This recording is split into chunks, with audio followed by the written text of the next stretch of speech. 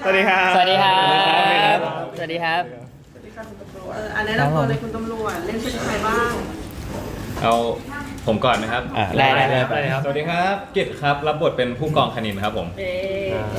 สวัสดีครับต่างนะครับรับบทเป็นผู้กองณดลครับ ครับสวัสดีครับผมยินนะครับรับบทเป็นสารวัตรเทียครับ สวัสดีครับผมวอลครับรับบทเป็นดาบมังกรครับ สวัสดีครับผมบอสครับรับบทเป็นจ่าลูกครับครับ ครับ สวัสดีครับเชนนะครับ ก็รับบทเป็นสวัสดิ์ภูวินครับ ว้าวเล่าเรื่องราวย่อๆให้ฟังหน่อยสิมันเป็นยังไง น่ะ ได้ครับก็เรื่องที่เราทำอยู่ชื่อที่รักสารวัตรเทียนะครับหลักๆก็จะเล่าผ่านสารวัตรเทียก็คือเป็นเรื่องราวที่สารวัตรเทียนะครับกำลังเผชิญกับช่วงที่ดวงตกใช่ซึ่งโอเคก็ตัวสารวัตรไม่ได้เชื่ออะไรขนาดนั้นหรอกแต่ว่าด้วยความที่มันเป็นอาชีพที่อันตรายเนาะแล้วก็แม่อยู่ในบ้านหลังนี้ครับพี่เห็นความใหญ่โต ตอนนี้แม่อยู่ไหมคะ แม่ไม่อยู่แม่ทำงานอยู่ ซึ่งในบ้านใหญ่โตขนาดนี้หมายความว่าตัวนิสัยแม่ก็จะใหญ่โตเช่นกัน ก็เชื่อเรื่องดวงมากเพราะว่าหมอดูบอกว่าต้องไปแก้อย่างงู้นไปแก้กับคนที่มี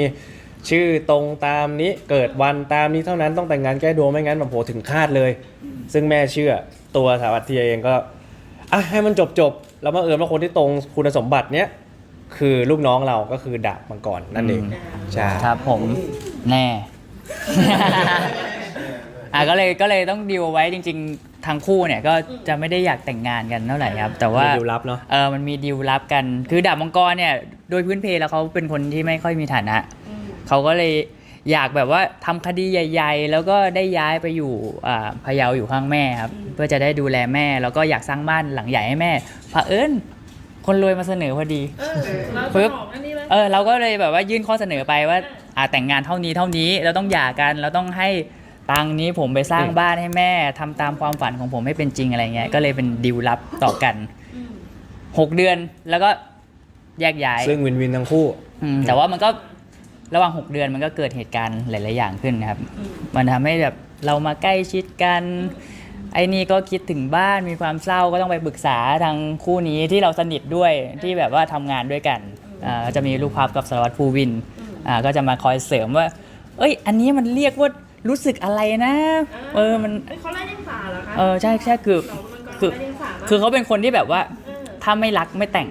ถ้าไม่รักไม่ทำอย่างนี้อะไรเงี้ยแล้วต้องมาเจอแบบว่าลูกล่อลูกชนของสารวัตรเนี่ยก็คือแบบทำอย่างนี้มันเรียกว่าอะไรนะอะไรเงี้ยต้องไปปรึกษาเขาที่เป็นคู่กันและระยะ6 เดือนเนี่ยทำให้เราก็มีอาชีพตำรวจเข้ามาเกี่ยวด้วยก็เลยทำให้มี2คู่นี้ที่เข้ามาช่วยเรื่องของการทำงานแล้วก็เรื่องของความสัมพันธ์อีกนะครับผมก็จะมีครบทุกคู่เลยใน6 เดือนนี้ใกล้จบแล้วนะเรื่องย่อเรื่องย่อจะมีเยอะกว่านี้แต่ละคู่เป็นยังไงบ้างเห็นบอกเมื่อกี้รสชาติคือแบบหลากหลายกันมากเป็นยังไงบ้างคู่นี้กันก็ได้ครับก็คู่ผมจริงๆแล้ว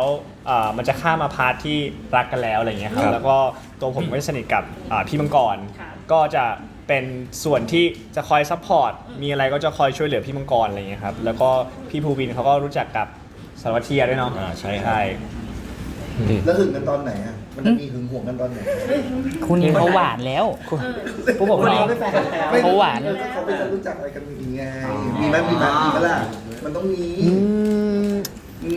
หึงหวงกันเหรอหวานมันต้องตัดด้วยอะไรอยู่แล้วเบลเขาขิงว่าคู่เขาคือหวานสุดเลยนะก็ต้องให้ก็ให้คือมีอะไรจะเถียงเลยอันนี้ก็ไม่มีอะไรเถียงโอ้หวานนำขนาดนั้นหวานนำก็แทบจะบีบแก้มเข้าซีนมีแต่เห็นอยู่แต่อย่างเงี้ยเห็นอยู่แต่อย่างเงี้ยเขาทำยังไงนะคะทำให้ดูหน่อยเขาก็ทำอย่างนี้ไงนี่เขาทำกับผู้คนเขาทำกับคนคู่นี้ EP 1ยังไม่ถูกยังครับยัง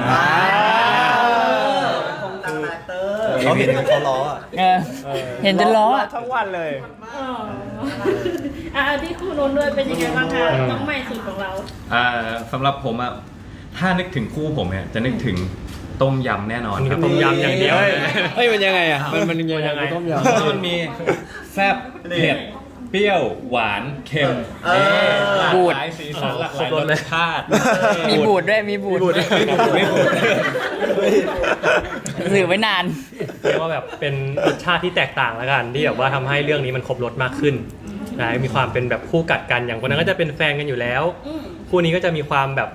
ลูกล่อลูกชนแบบจีบๆกันอะไรเงี้ยแต่เราจะเป็นแนวแบบทะเลาะกันซะมากกว่า ใช่ครับ ใช่ก็จริงก็จริง ก็ใช่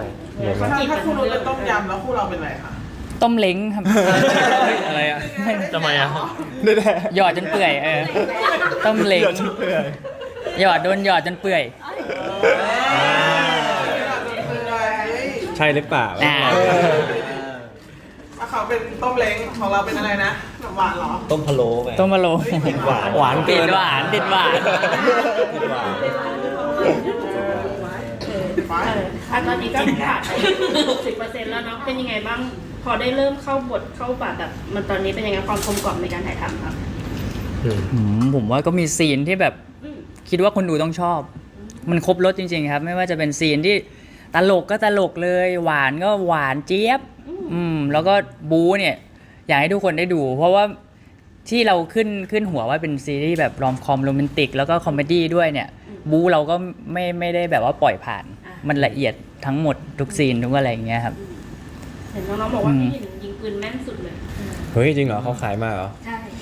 ครับ ต่อให้แม่นยังไงเรื่องเราไม่ใช้เลยนะ ใช้ ต่อให้ปืนตัวนี้เราไปใช้หมัดใช้เท้าอยู่แล้ว เรื่องเราไม่ใช้นะ อืม ต่อให้คนร้ายล่วงไปแล้วเนี่ย อยู่ข้างหน้าเรา เราวิ่งหนีไปนะ เราไม่ใช้ เราไม่ใช้ปืน เดี๋ยวมันจบเร็วไง ผมเคยถามเหตุผลแล้วทำไมเราไม่หยิบมาใช้ครับในเมื่อเราเจอภาวะอันตรายพุ่งกับบอกไม่ได้เดี๋ยวมันจะจบเร็ว เราต้องวิ่งไปเจอเหตุการณ์ข้างล่างต่อ ไม่มีเหตุผลอื่น ไม่มีเหตุผล คือบางทีเราหาความ make sense ด้วยหนังก็จะไปต่อไม่ได้ แล้วแบบมันตกใจหรือเปล่าไม่เห็นตรงนั้นก็เลยรีบวิ่งออกไป มันมีหลายเรื่องที่เราแล้วก็แบบพี่ทำไมเราไม่ทำอย่างนี้ถ้าเป็นผมจะทำอย่างนี้ ไม่ได้เราถ่ายทำต่อไม่ได้ถ้าเป็นแบบนั้น ก็จริงโอเคเรื่องมันดำเนินไม่ได้ก็ ไอ้นี่ เถี ก็ ยง พูด ไม่ ซะ ได้ โอ้ย ไม่ยังเหลืออีกหลายซีนให้เราได้ใช้อยู่ แต่เขาบอกว่าเดี๋ยวให้ใช้ เออ ก็ต้องรอดูตอนนี้ไม่ได้ถ่ายเหมือนกันแต่ต้องรอดูครับ เราไม่ทำร้ายประชาชน ครับ ไม่ทำร้ายผู้คน เราทำลายคนนั้นค่ะ เราทำร้ายคนนะ เจ็บกันเอง เป็นไงแบบความสนุกในการแบบรวมตัวของแบบ6 หนุ่มเป็นไงบ้าง โอ้ยซีนไหนรวม 6 คนเนี่ยผมแบบแฮปปี้เลยอ่ะ รู้เลยว่านานแน่ ๆ ก็คือซีนกลุ่มผมว่าทุกเรื่องแหละทุกเรื่องคือการถ่ายซีนรวมมันถ่ายยากมากๆ เพราะว่า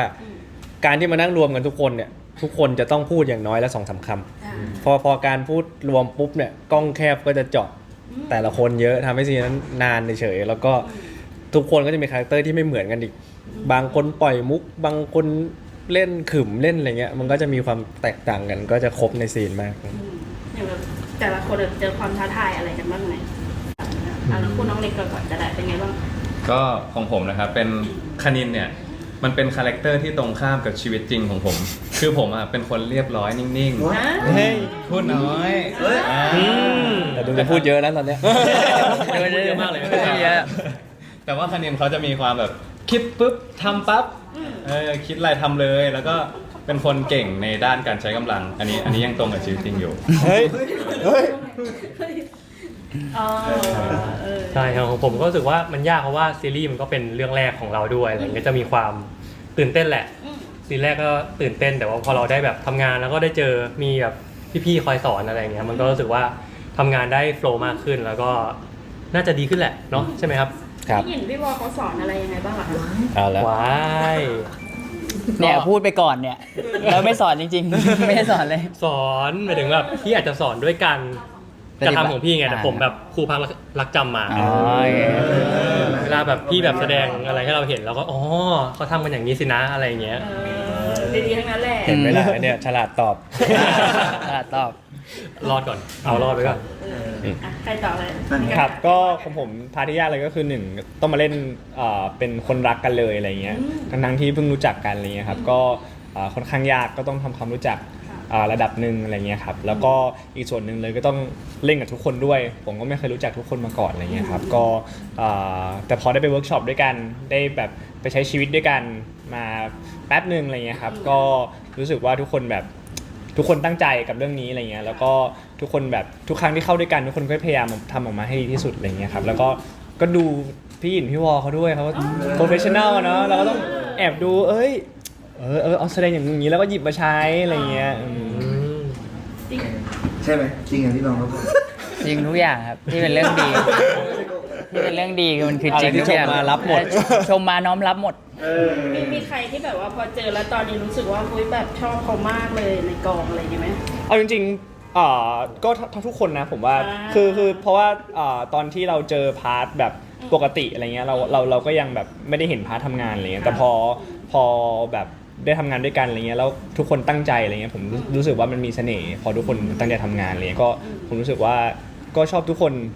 นะทุกคนน่ารักอะไรเงี้ยแล้วก็ตั้งใจทำงานใช่ครับ เขารักกันกองนี้รักกันเอาเห็นแล้ว คำถามคืออะไรครับ เจอความท้าทายยังไงบ้างกับบทนี้ของเรา จริง ๆ ก็ใกล้ๆกับน้องเลยครับที่แบบว่าเปิดมาเรื่องคือเรารักกันเลย ก็ต้องมาทำความรู้จักอะไรเงี้ยแล้วก็พวกซีนที่เป็นแอคชั่นอะไรเงี้ยเพราะว่าอันนี้เป็นเรื่องแรกที่ผมได้แบบแอคชั่นถือว่าประมาณหนึ่งเลยครับอืม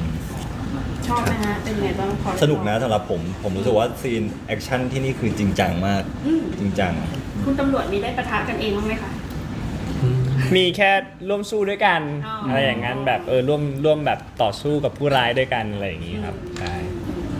อ่ะ ใช่ ผู้หญิงคุณว่าค่ะ ท้าทายเหรอ ใช่ค่ะ พี่ได้ยินเสียงนาฬิกาเมื่อกี้ไหมล่ะ เฮ้ย พี่เชื่อไหมนั่นน่ะทำให้ต้องถ่ายใหม่ ทุกกี่นาที สมมติเราคุยสื่ออารมณ์กันอยู่อย่างเงี้ยดีแทบตายเลยอะเสียงเมื่อกี้แทรกเข้ามาโดยที่เราไม่ตั้งใจ ผมต้องพูดใหม่ แล้วมาทุกครึ่งชั่วโมงนาฬิกา ว่าเราทำอะไรเขาไม่ได้เลยเหรอ ไม่ได้เลย อันนี้เรื่องจริง อืม เจ็บผมเมื่อกี้ผมสะดุ้งเลยนะเอ้ยเราต้องเงียบหรือเปล่า ท้องมากเลยใจ ทุกที่ที่พี่ยืนเนี่ยมีภาพฉากผมหมดเลย เราทำอะไรมาบ้างครับใช่บ้านหลังนี้ ค่อนข้างมีความทรงจำแม้ไม่ใช่บ้านผมก็ตาม ลองอยู่ที่นี่จะแบบไม่ได้ถ่ายสัก2 เดือน ไม่เอา ว้าว มีที่จริง เออ ๆท้าทายโอเค คืออย่างนี้ขอขายผู้จัดการหน่อย อ่ะ ผู้จัดการจะบอกว่าเรื่องเนี้ยพี่ขอเลย อืม เบากว่าทั้งหมดที่ผ่านมาเราจะเน้นง่าย ๆ เลยเราจะลอมคอมหรืออย่างเงี้ย อืม เมื่อ2-3 วันก่อนผมเพิ่งบอกเขาไปว่า พี่เชื่อไหมง่ายของพี่เนี่ยหนักกว่าทุกเรื่องที่ผมทำมาทั้งหมดเลยอะไรเงี้ยคือแอคชั่นนี่ก็หนักมาก แม้ว่าโอเค ในที่นี้มันจะไม่บูเยอะเท่าเรื่องก่อน แต่ว่าในการถ่ายทำซีเควนซ์ความหนัก แต่ละอันน่ะหนักกว่า ผมคิดว่าหนักกว่า แล้วก็การสร้างซีนให้สวยอะไรเงี้ยความทุ่มเทในการทำฉากนั้นๆน่ะหนักกว่าสถานที่ก็หนักกว่าหนักกว่าหมดเลยผมแบบอ่ะเบาก็เบา พี่ก็เบาก็เบานะ ยอมรับในจำนวนว่าเบาก็เบา หนักมากจริงคือการเรื่องนี้เราจะโลธรรมชาติก็มีเยอะ ฟ้าฝนช่วงนี้ก็ไม่เป็นใจอีกอะไรเงี้ยรวมถึงบางฉากที่ทุกคนเราไปเจอมาก็หนักจากประสบการณ์ผมว่าเรื่องนี้หนักสุดละ อีก 40%ที่เหลือ ครับ ก็นานอีก ก็ต้องประมาณนี้แหละครับ คงความหนักอันนี้ไว้ นะฮะ พี่พอน่าจะสบายๆเนาะ ตอนแรกคิดว่าสบายครับ หลังๆมาก็บู๊อะตอนแรกคิดว่าเฮ้ยมันต้องปล่อยให้แบบว่าเป็นสารวัตรไหมที่บู๊อันนี้ก็มีส่วนร่วมกับเขาด้วยครับ แล้วก็นั่นแหละมันหนักตรงที่ว่ามันมีรายละเอียดที่มันหนักเข้ามาทั้งเช่นการที่ตำรวจเนี่ยต้องทำยังไงบ้าง มีชุดของเรื่องของพร็อพที่มันต้องให้อิงตามสถานการณ์ตามชีวิตจริงที่เราทำหน้าที่ตำรวจเหมือนกันโลเคชันก็หนักเหมือนกัน ต้องบอกว่าอันนี้หนักมากๆหนักสุดจริงๆมีโลเคชันหนึ่งอ่ะที่ไปถ่ายอันนี้เสียงนาฬิกาใช่ไหมครับ อันนี้เสียงเครื่องบิน เสียงเครื่องบินเสียง กำลังจะพูด สายก่อสร้าง หยุดก่อน แล้วก็คือทีมงานต้องเซิร์ชแอปเลยว่าเครื่องบินอะไร จนรู้อ่ะสายการบินนี้ เครื่องบินอะไรบินมาอ๋อเสียงอย่างนี้น่าจะเป็น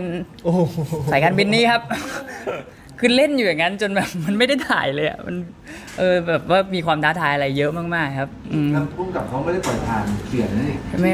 ไม่ปล่อยผ่านครับเพราะว่ามันน่าจะเป็นปัญหาในช่วงการตัดต่อ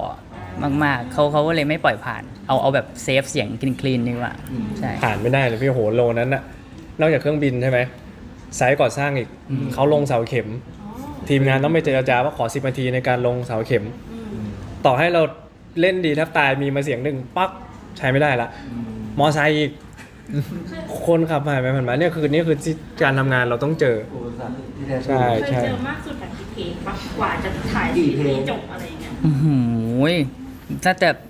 คือ เยอะอะ ใช่ เยอะ ใช่เพราะว่าถ้าเกิดมันเสียงมันนานขึ้นอ่ะ เราต้องคัดแล้วถ่ายใหม่เลยครับ มันจะคีปโลแล้วก็พูดไดร็อกต่อไม่ได้ เราต้องเริ่มตั้งแต่ต้นใหม่ มันก็เลยเป็นอุปสรรคที่แบบ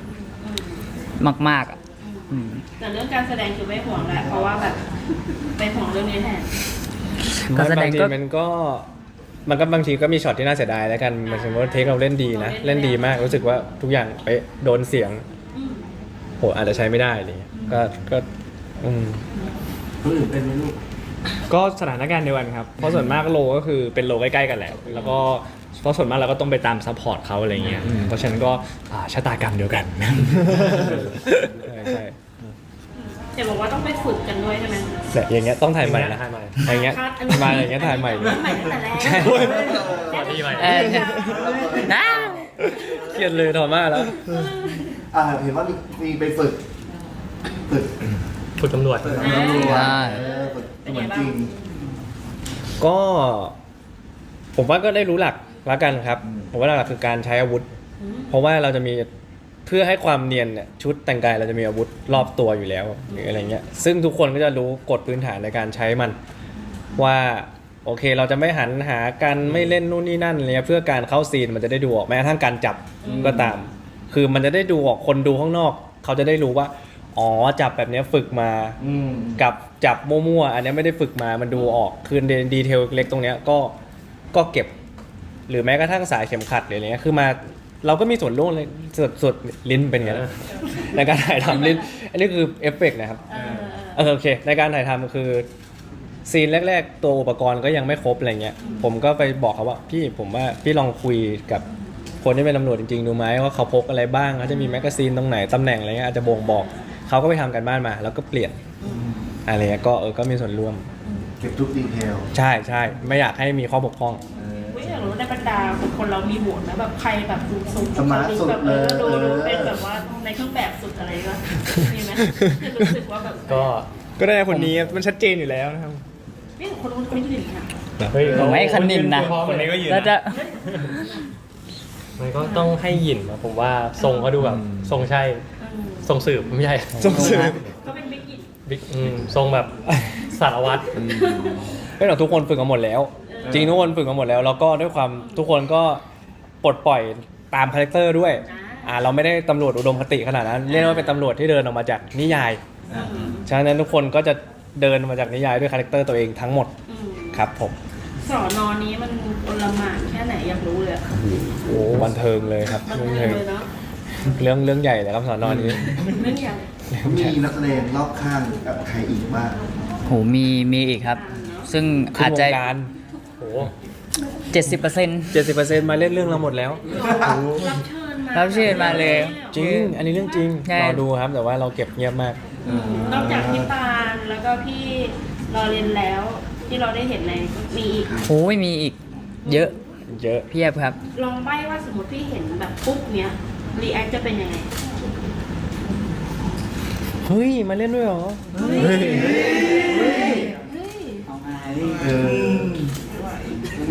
อยู่ไม่ไหวหน้านี้มันน่ากลัว มีหลายคน มีหลายคนมากครับ และใครเก่งสุดเจอใครคนนี้โอ้โหคนนี้พี่คนนี้ว่ะเราเก่งเลย เก่งเลยอันหลอกถามละหลอกถามเกือบหลุดแล้ว แต่เราก็ต้องมี อันนั้นต้องมีครับ ก็แต่ว่าก็พอมาแล้วเราก็คนนี้สบายเลยก็มีเหมือนกัน ก็มีแต่คนที่เอาตรงๆคนที่ไม่คิดว่าจะมาแล้วเป็นอีกคาแรคเตอร์หนึ่งที่เราจินตนาการไว้เนี่ยคือพี่ปาน อ่า พี่ปานเราไม่คิดเลยเพราะว่าตอนที่เราฟังเพลงเขาอะโอ้โหเพื่อนหญิงพลังหญิง สู้สุดใจอันนี้มาต้องเข้มต้องดุต้องโหดแน่นอนแต่มาแบบโอ้ยคือเป็นกันเองมากเลี้ยงชาเขียวเลี้ยงอะไร ใช่ คุยเล่นอะไรไปหมดใจดีมากครับ ผมว่าอย่างนี้ในความโชคดีอ่ะคือ พอเราเป็นเด็กใช่ไหมครับทำงานกับนักแสดงรุ่นใหญ่ๆอะไรเงี้ยเราจะมีความกดดันเองอยู่ในตัวแล้วเพราะคือไม่โชคดีที่นักแสดงรุ่นใหญ่ แต่ละคนที่มาร่วมรับเชิญเนี้ยเขาเฟรนลี่หมดเลย หรือลดความเกรงไปได้เยอะทำให้เราทำงานกันง่ายขึ้นเยอะมากๆแบบอันนี้ก็เป็นหนึ่งความโชคดี เขาก็เอ็นดูลูกๆ ใช่ พี่ปานนี่จะเลี้ยงอย่างเดียวเลย พี่ปันจะใช้เงินว่ะ จะเลี้ยง ใช่ใช่ ไม่ได้ค่าตัวอะไรนี่คือมานิดหน่อย เออ ตอนนี้ก็เดี๋ยวก็อีกไม่กี่คิวเนาะ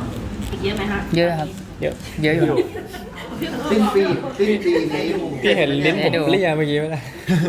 เป็นเหตุการณ์แบบเมื่อกี้ เพราะแต่เขาบอกว่าเขาก็จะโหมถ่ายให้เรา อืม ใช่ไหม ผมก็โหมถ่าย แววตาสัมภาริกนะคะแต่ละคน โอ้โห สัมภาริก ตา เลยนะคะ ยนะ เอาว่าเดี๋ยวสิ้นปีนี้ได้ดูกันเนาะ ก่อน ก่อน ผมว่าน่าจะ เฮ้ย ถ้าไม่มีปัญหาอะไร อ่ะ เอ้ยมีคนรับ ถ้าไม่มีเครื่องบินบินวนไปไหนก็ ก่อน 31 ธันวาแน่นอน เซฟมีคนรับปากมีคนรับปากมีคนรับปาก อันงั้นขอคนละเหตุผลว่าแบบทำไมเราต้องรอดูซีรีส์เรื่องนี้หนะ เออ ไล่มาก็ได้ ไล่มาเลยครับ เพราะว่าซีรีส์เรื่องนี้ครบรสครับ ต้มยำของเขา ต้มยำ ต้มยำก็จะเชื่อมั่นในต้มยำเหมือน ต้ เดิ มยำของเขา มีรสบูดด้วย อืม ก็รู้สึกว่าเป็นซีรีส์ที่พวกเราแบบตั้งใจกันมากอะไรเงี้ยก็อยากให้ทุกคนได้มาเห็นความทุ่มเทของเรา แล้วก็รับประกันได้ว่าเรื่องนี้เราจะมีความตลกให้ทุกคนได้เห็นกันแบบเต็มสตรีมแน่นอนครับ ของผมก็คือโมเดิร์นคลาสสิกสมัยนี้เราจะย้อนกลับไปเห็นช่องในยุคพ่อแม่เรานะฮะ เราจะไปทำอะไรในรูปแบบนั้น สนุกแน่นอนผ่อนคลายครับ แล้วก็หลังข่าวเนาะ ฟิลนั้น ถูกใครที่ชอบเป็นละครที่แบบ ต้องมีพ่อแม่งอนอะไรอย่างเงี้ย คือแบบไอเนี่ยสมควรโดนแล้วต้องไปตามง้อต้องไปตามอะไรอย่างเงี้ย ซึ่งผมก็เป็นผมชอบมากละครน้ำเน่าอะไรอย่างเงี้ย เราจะบอกว่าซีรีส์เราคือซีรีส์น้ำเน่า สุดๆลอยมาเลยอ่ะแบบบุ๋งเลยอ่ะน้ำแบบบูดเลยแหละ มีแต่พวกเราเลย ครับ ต้มยำ บูดคือใครที่ชอบละครน้ำเน่า อันนี้ละครน้ำบูดเลยครับ ต้องมาดูครับผมชอบใจมากครับผม ครับก็ผมว่าจะหลีกเลี่ยงใช้คำว่าหลากหลายไม่ได้ เพราะสุดท้ายแล้วซีรีส์เรื่องนี้หลากหลายมากอะไรเงี้ยครับมีทั้งรอมคอมเนาะแต่ที่สำคัญเลยผมรู้สึกว่าสำหรับตัวผมเองนะตอนที่ถ่ายผมรู้สึกว่ามีแอคชั่นด้วยเนี่ยผมถ่ายผมก็ตื่นเต้นเหมือนกัน แล้วผมรู้สึกว่าถ้าคุณมาดูเรื่องนี้ก็จะได้ทั้งความสนุกแล้วก็ความตื่นเต้นเช่นเดียวกันอะไรเงี้ยครับ ครับก็เรื่องนี้ผมคิดว่าถ้าตอนที่ฉายแล้วนะทุกคนน่าจะจิกแน่นอน จิก จิก ไก่ เป็นอย่า เป็นไก่ อะไรอ่ะครับผมก็นั่นแหละ นะก็เดี๋ยวรอติดตามชมนะครับ ได้เลย โอเค ครับ ขอบคุณค่ะ ขอบคุณครับ โอ้เที่ยววินาทีเลย เลิศ